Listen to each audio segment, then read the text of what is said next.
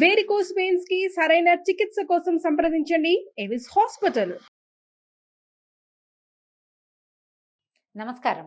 విష్ణు పురాణం 13వ భాగంలోకి వచ్చాం. ఇంతకు ముందు భాగంలో బలరాముని వివాహ ప్రస్తావన తెలియజేసినాం కదా. అయితే ఈ రైవతకుడు అంటే ఇక రేవతీదేవి యొక్క తండ్రి అయిన కకుద్మిని రైవతకుడు అని కూడా అనేవారు. ఈయన రాజ్యం చేయకుండా బ్రహ్మ దగ్గరికి వెళ్ళటం వల్ల అప్పుడు తెలుసుకున్నటువంటి పుణ్యజనులనే రాక్షసులు ఏకమై కుశస్థలిని ముట్టడించారట ఆయన రాజ్యాన్ని అనమాట.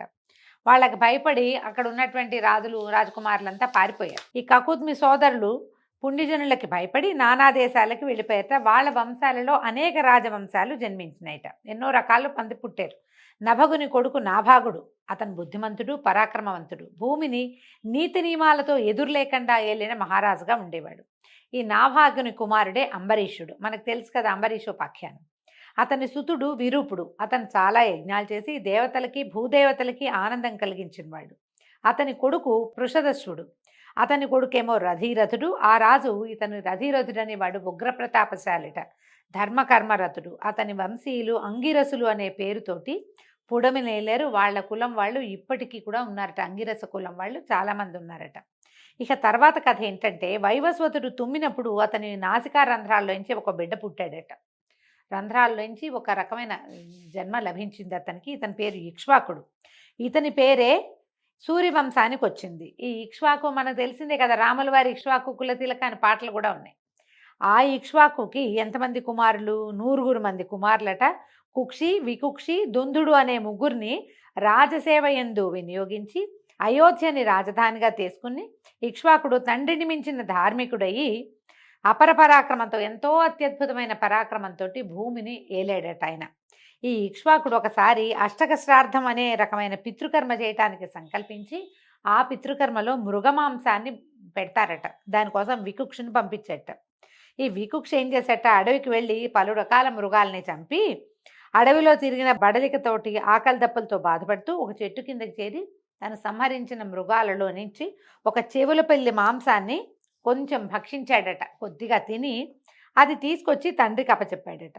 అయితే ఏమైంది, ఈ కులగురువైన వశిష్ఠుడు, రాముల వారికి కులగురు వశిష్ఠుడు, ఈయన ముందు నుంచి ఉన్నాడు. ఇక్ష్వాకు కాలం నుంచే వశిష్ఠ మహర్షి ఉన్నాడు.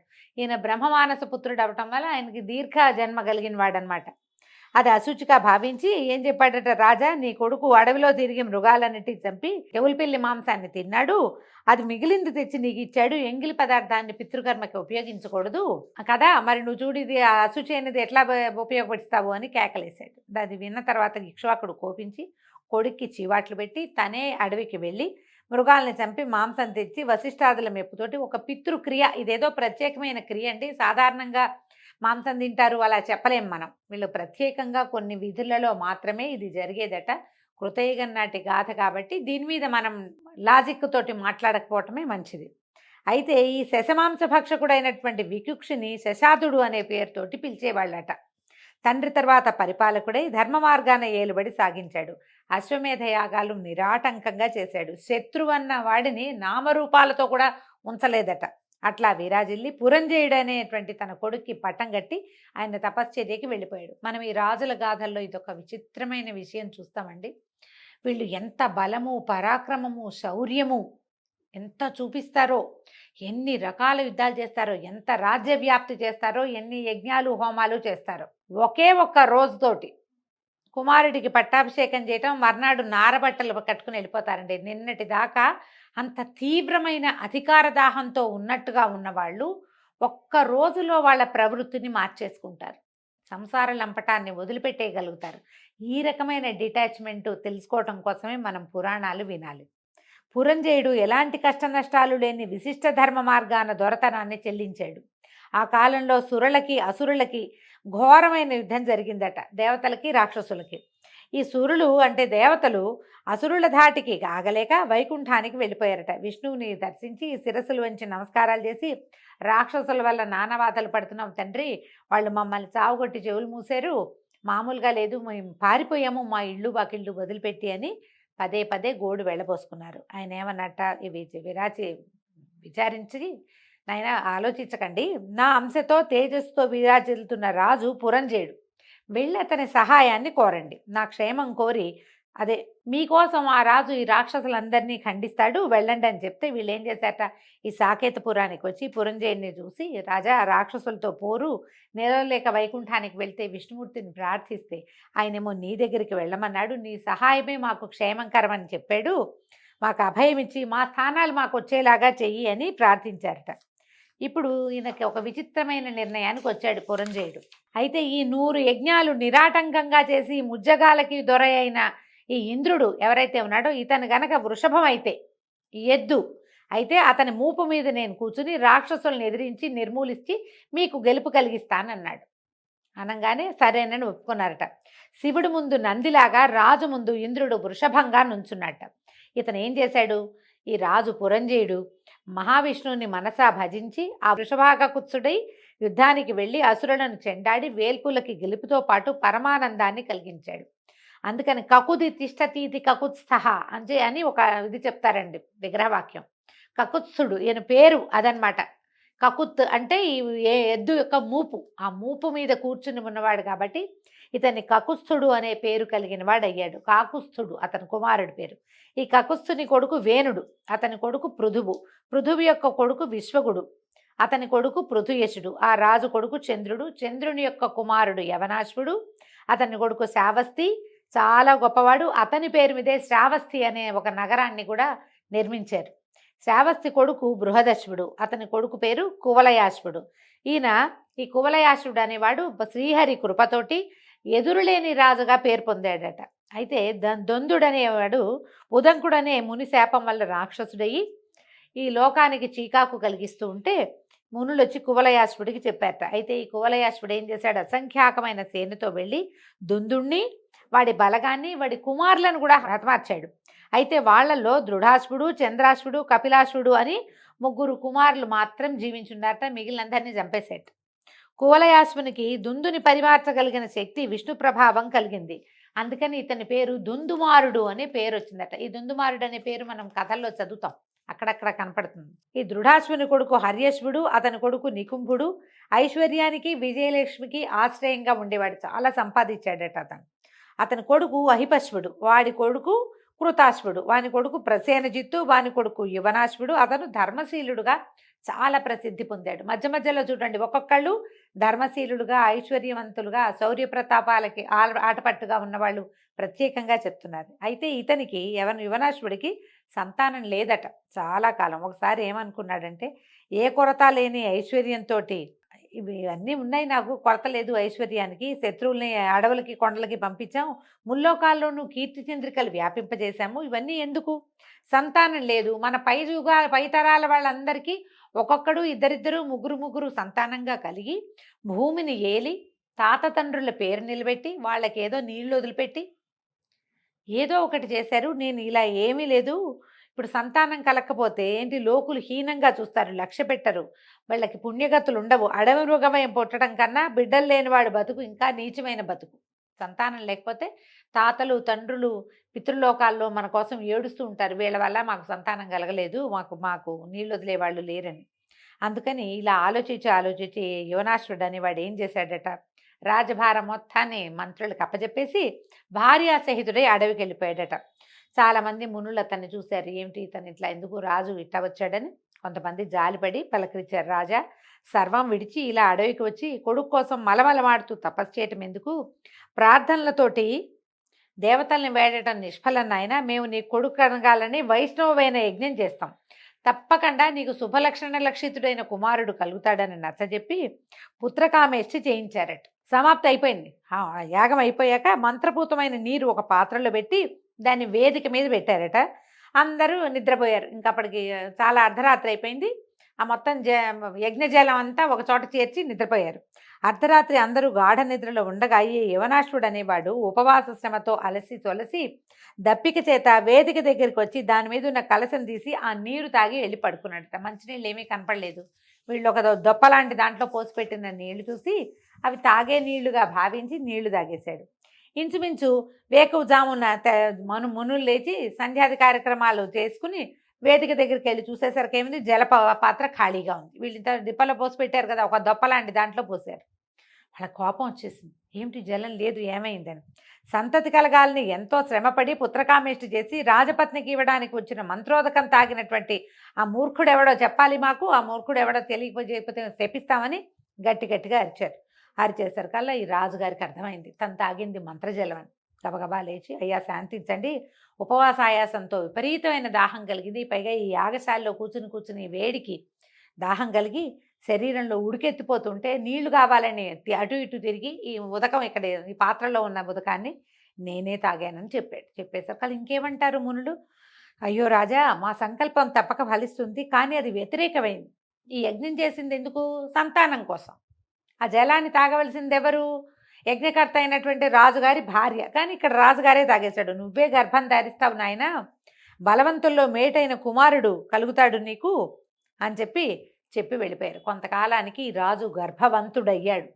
మనం ఇటీవల కాలంలో న్యూస్లో ఎక్కడో చూసామండి, ఒక మగ ఆయనకి ఆ గర్భాశయాన్ని ప్రవేశపెట్టి ఆయన పొట్టలో పెంచారు బేబీ అని.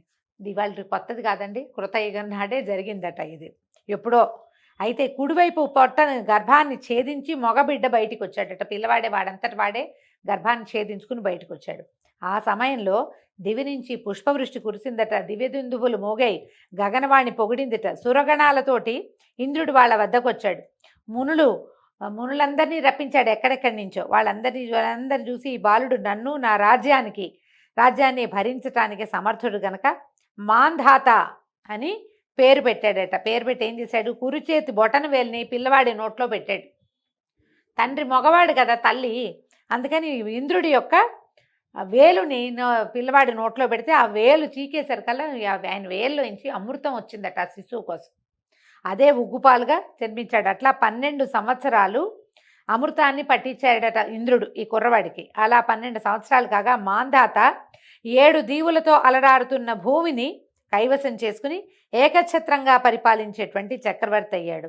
సూర్యుడి ఉదయాస్తమానాలకు నడుమనున్న భూమండలం అంతా కూడా మాంధాత క్షేత్రమని జనులు అనుదినం అభినందించేవాళ్ళు. మాంధాత అనేవాడు అద్భుతమైన చక్రవర్తి, షట్చక్రవర్తులలో ఒకడు.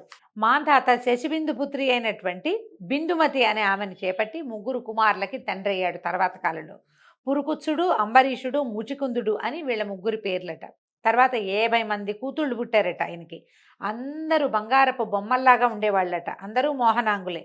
ఇలా సంతానవంతుడైన ఈ మాంధాత చీకు చింత లేకుండా హాయిగా ఉన్నాడు, సంతోషంగా. ఆ కాలంలో సౌభరి అనే ఒక ముని ఒక కొలను నీళ్ల లోపల ఉండి తపస్సు చేస్తూ అలా ఉండేవాడు నీళ్లలో. అయితే ఒక ఆడ మగ చేపలు కలిసి తిరుగుతూ ఉండటం చూసి ఎందుకు తపస్సు, ఒక భార్యతో ఆనందంగా గృహస్థ జీవితం నడపటం మేలు అని చెప్పి ఆయనకి సంసారం పట్ల ఆసక్తి కలిగింది. చేపల విహారం చూసేసరికి మాంధాత దగ్గరికి వచ్చాడు. మాంధాత దగ్గరికి వస్తే ఆయన మాంధాత ఈ ఋషిగారిని సాదరంతో కూర్చోబెట్టి అర్ఘ్యం పాద్యం ఇచ్చి నమస్కారం చేసి సంభావించి కూర్చోబెట్టాక అడిగాడు, మహానుభావ మీకేం కావాలండి, మీ రాకకి కారణం ఏమిటి, నేనేం చేయగలను మీకోసం అని అడిగేసరికల్లా సౌభరి అన్నాడు, నువ్వు దాతవుగా పేరొందిన వాడివని విని నీ దగ్గరికి వచ్చాను. ఇప్పుడు కానీ ఎవరు ఎప్పుడు ఏది అడిగినా సరే అది ఇచ్చి పంపించకపోతే మీ ఇక్ష్వాకు వంశానికే మాయని మచ్చ. అదిగాక నువ్వేం చేసావు, ఈ భూమండలాన్ని అంతటినీ ఏకఛత్రాధిపతంగా పరిపాలన చేసి ఇంద్రుడికి కూడా సహాయం చేయగలిగే స్థితిలో ఉన్నవాడివి, కాబట్టి నేను ఐహిక సుఖం కోసం నిన్నొక కోరిక కోరడానికి వచ్చాను అని చెప్పాడు. ఎవరైనా సరే క్షేత్రం తెలిసి విత్తనం వేయాలి, పాత్ర మెరిగి దానం ఇవ్వాలి అని అనేసరికల్లా మాంధాత అన్నాడు, మీకు ఎందుకంటే అనుమానము, మీరేం అనుమానం పడద్దు, మీ మనసులో ఏది ఉంటే అది చెప్పేయండి, మీకు ఏది కావాలంటే అది నేను ఇస్తానన్నాడు. అప్పుడు ఈయన ఏమడిగాడు, బాగా ఆలోచించి అయ్యా మీకు ఔచిత్యం అనౌచిత్యం తెలుసు కదా, నువ్వు సత్యవచనుడివి, అందుకని నమ్మి అడుగుతున్నాను, నీ పుత్రికల్లో ఒక్క పిల్లని నాకు ఇచ్చి వివాహం చేయమని అడిగాడు. నేను నీ పేరుతోటి నేను గృహస్థనవుతాను, ఒక్క అమ్మాయిని నాకు ఇల్లాలిగా ఇవ్వమని అడిగాడు. అయితే ఈయన ఏమనుకున్నాడు, సౌభరి తీరు, నడక బడలిక, మాసి తెలుపెక్కిన గడ్డం, పట్టుతప్పి నీడుపై సన్నగా ఉన్న శరీరం, ఆయన చూస్తే భయమేసింది మాంధాతకి. కూతుర్లందరూ బంగారు బొమ్మలు, పట్టు శలాకలు, ఎంత చక్కటి వాళ్ళో, ఇంకా ఇప్పుడే యవనారంభ దశలో ఉన్న పిల్లలు. ఈయన చూస్తే కడు వృద్ధుడు, ఆయనకి బాధ వచ్చింది, ఏం చేయాలో తెలియలే. బాగా ఆలోచించి సన్నసన్నగా అన్నట, మా పూర్వులు కన్యలు మెచ్చిన వారికే ఇల్లాళ్ళుగా ఇచ్చారండి, అంతేగాని ఎంత ఐశ్వర్యం ఉన్నా అందచందాలున్నా ఇచ్చేది లేదు, నేను ఆ త్రోవలోనే వెళ్తాను నేను కూడా మా పూర్వులంతా ఏం చేశారు, అమ్మాయిలకి ఎవరు నచ్చితే వాళ్ళకి స్వయంవరం చేయించాం మేము. కాబట్టి నా మనవి విను, వయసు మళ్ళీ శరీరం దిగజారి చిక్కి ఉన్న నిన్ను మోహన రూపురేఖలున్నటువంటి నా కూతుళ్లలో ఒక్కతైనా ఒప్పుకుంటుందా? మరి పిల్లకి నచ్చకుండా నేను ఎట్టా పెళ్లి చేయను నాయనా అని అడిగాడు. అడిగితే సావుభరి అన్నాడు, మా రాజా మంచి మాట అన్నావు. సరే నిజమే నువ్వన్నట్టే, నాకు ఆరోగ్యం లేదు, అందం లేదు, యవ్వనం లేదు, వృద్ధాప్య దశలో ఉన్నాను. సరే నా మాట విను, నన్ను నీ కూతుళ్ళన్న చోటికి తీసుకెళ్ళు. వాళ్ళల్లో నన్ను ఎవ్వరు ఇష్టపడితే వాళ్ళకిచ్చి పెళ్లి చేయి. ఇష్టపడకపోతే నువ్వన్నట్టే నా దారి నేను పోతానన్నాడు. అనగానే రాజు ఇంకా ఏం మాట్లాడాలో తెలియలే. ఈయనేమంటే ఆయనకి ఇంకా ఆశ ఉంది ముసలాయనకి పాపం. కడువృద్ధుడుగా ఉన్న సౌభరికి ఇంకా ఆశ ఉంది ఎంతో కొంత. సరే ఏం చేశాడు, ఇక అంతఃపుర కాపరిగా ఉన్న వాడిని ఒకడిని పిలిచి రప్పించి, ఈ మునీంద్రుణ్ణి అమ్మాయిలున్న చోటకి తీసుకెళ్ళు, వాళ్ళలో అమ్మాయిల్లో ఏ ఒక్కరితే అయినా ఈయన్ను చూసి ఇష్టపడితే ఇద్దరికి పెళ్లి చేస్తాను అని చెప్పాడు. అయితే ఈ కాపరి ఏం చేశాడట, వాళ్ళు కన్యాకామణులు ఉన్నటువంటి అంతఃపురానికి ఈ సౌభరిని తీసుకుపోయాడు. అక్కడికి వెళ్ళంగానే సౌభరి నరసురగణాల్లో ఏ ఒక్కరికి లేని అందచందాల రూపుతోటి మారిపోయాడట. అంతఃపుర రక్షకుడు అమ్మాయిలందరినీ పిలిచి, చూడండి ఈ ముసలి తాపసుని మీ వద్దకి మీ నాన్నగారు పంపిస్తే నేను తీసుకొచ్చానమ్మా, మీలో ఒకరిని ఈయనకి భారీగా ఇస్తానంటున్నాడు, ఎవరు ఇష్టపడితే వాళ్ళకిచ్చి పెళ్లి చేస్తాడమ్మా చూడండి అన్నాడు. అనేసరికల్లా ఈ సుందరాంగుల అమ్మాయిలంతా ఈ సౌభరిని చూసి మురిసిపోయారు. నేనంటే నేను, నన్నంటే నన్ను అని ఒకరిని మించి ఒకళ్ళు వాదులాడడం మొదలుపెట్టారు. ఈ కాపరి పరిగెత్తుకుంటూ రాజుగారి దగ్గరకు వచ్చాడు. ప్రభు, నీ కుమార్తెలందరూ ఆ మునిని చూసి ఒకరితో ఒకరు వాదిస్తున్నారు, నేనంటే నేననేసరికల్లా ఈయన ఆశ్చర్యపోయాడట. మాంధాత కడువృద్ధుడైన సౌభరి కన్యకలని ఎట్లా మోహింపజేశాడు, ఆయన తపశ్చర్య ఏమిటి, ఆయన తపశ్శక్తి ఏమిటి అని ఆశ్చర్యపోయి అబ్బురపడి ఏం చేశాడట, శుభముహూర్తంలో 50 మంది కూతుళ్ళని ఈ సౌభరి మహామునికి ఇచ్చి వివాహం జరిపించేశాడు. సమృద్ధిగా వస్త్రాదులు అన్నీ దానాదులు ఇచ్చి అనేక సువర్ణమయాలైనటువంటి బళ్ళు, ఇళ్ళు, గోపురాలు ఎన్నో ఇచ్చి మహర్షి వెనుక పంపించాడు. అయితే ఈయన ఏం చేశాడట, భార్యలతోటి తన ఆశ్రమానికి వచ్చేసి దేవశిల్పైన విశ్వకర్మను తలుచుకున్నట్టు. ఆయనకి ఏం చెప్పాడు, నేను గృహస్థనయ్యాను, నా భార్యలందరూ మహారాజ పుత్రికలు, దివ్యభోగానుభవం కలిగిన వాళ్ళు, వాళ్ళకి నివసించదగిన రత్నాలు పొదిగిన బంగారు గోడలతోటి మేడలను నిర్మించమన్నాడు. అన్న మరుక్షణం విశ్వకర్మ దివ్యమైన భవనాలు, వాటలో హంసతూలిక తల్పాలు, నిలువుటద్దాలు, పెరళ్లలో పువ్వుల తోటలు, నడబావులు సర్వసమృద్ధిగా రూపొందించి మునికి అప్పచెప్పాడు. సరే సౌభరి పరమ సంతోషంతో తన 50 మంది భార్యల్ని ఆ 50 భవనాల్లోకి ప్రవేశపెట్టాడట. మరి వాళ్ళకి పనివాళ్ళు కావాలి, రాజకుమార్తెలు ఒంటరిగా ఉండగలిగిన వాళ్ళు కాదు. అయితే ఈ పనివాళ్ళుగా వీళ్ళకి చెలికెత్తెలుగా అప్సరసల్ని తన తపశ్శక్తితోటి రావించి భార్యలకి సేవికలుగా నియమించాడు. వాళ్ళకి తగిన అమూల్యమైన ఆభరణాలు కానుగ్గా ఇచ్చాడు. షడ్రసోపేతమైన ఆహార పదార్థాలు ఏ పూట కాపూట పుట్టిస్తూ భార్యలతో ఆరగిస్తూ ఆనందిస్తూ సంతోషంగా కాలం గడుపుతున్నట్ట.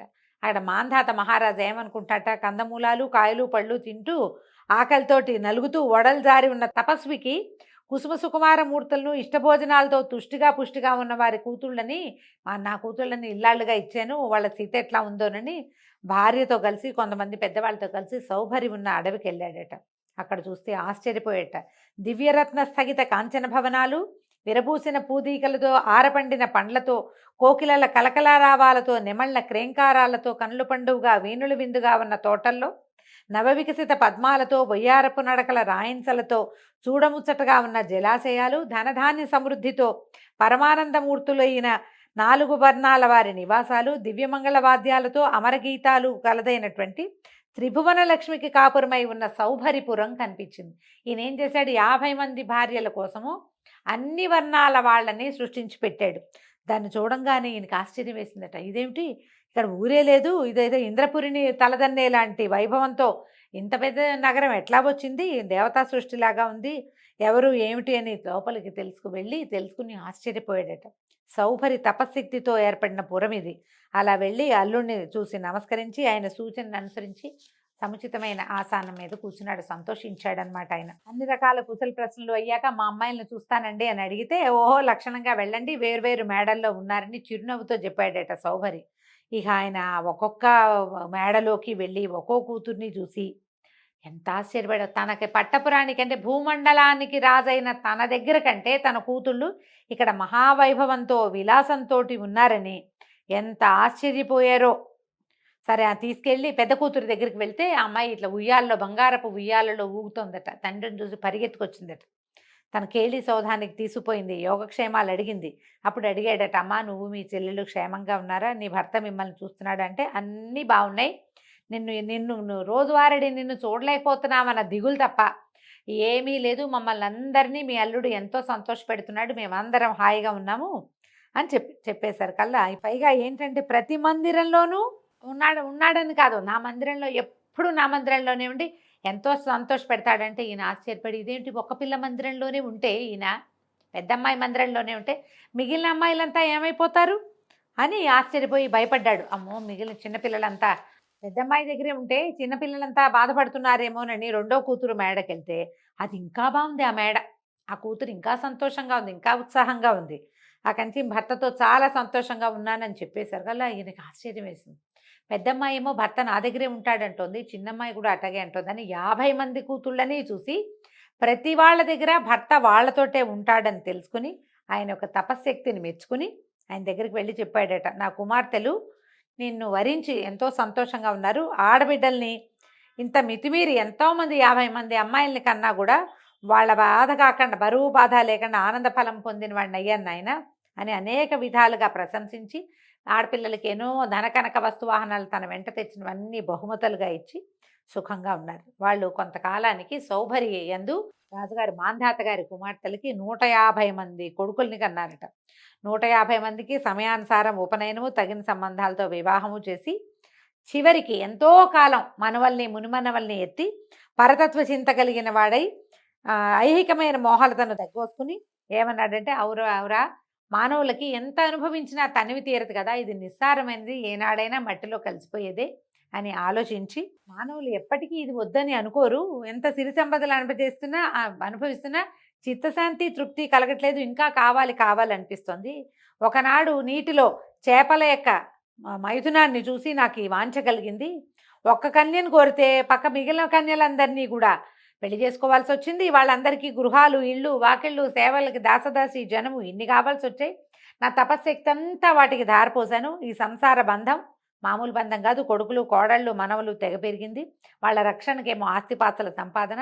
ఇట్లా ఈ కాలమంతా వృధా అయిపోయింది. ఇంకా చాలు అని ఆలోచించి తన 50 మంది భార్యల్ని తీసుకుని అడవికి పోయి చాలా కాలం తపస్సు చేసి చివరికి సన్యసించి విష్ణుభక్తి పరాయణుడై కాలానుసారం శరీర త్యాగం చేసి మోక్షం పొందాడు. ఈ సౌభరి కథ రాసినా, చదివినా, వినినా, చెప్పినా సిరి సంపదలతో సుఖజీవనము, శరీర త్యాగమైన తర్వాత మోక్షము కలుగుతాయని పరాశరుడు మాంధాత యొక్క పుత్ర సంతానాన్ని గురించి చెప్పాడు. ఇది కూతుర్ల కథ చెప్పారు కదా. ఇక రేపు మాంధాత యొక్క పుత్ర సంతతి వాళ్ళు ఏ రకంగా భూమిని పరిపాలించారో రేపటి భాగంలో తెలుసుకుందామండి. నమస్కారం.